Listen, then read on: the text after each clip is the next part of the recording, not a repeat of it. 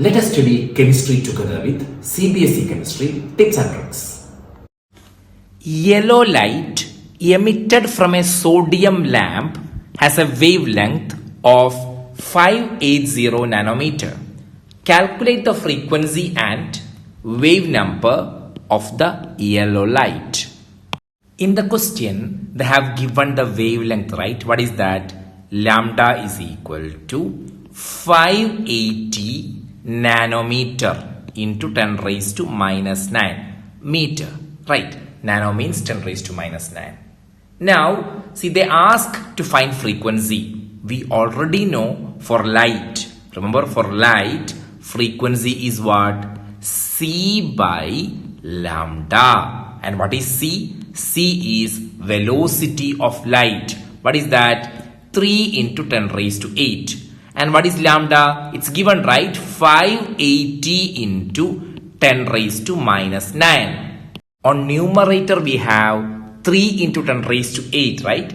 For calculation, I am making it like 3000 into 10 raised to 5 by 580 into 10 raised to minus 9. Hope all of you understand. Easy calculation, right? Now, I am taking 10 raised to minus 9 from denominator to numerator.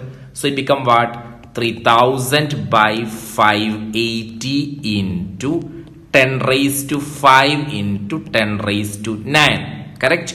Now, dividing 580 from 3000, you will get 5.17 into 10 raised to 14. Hope all of you understand.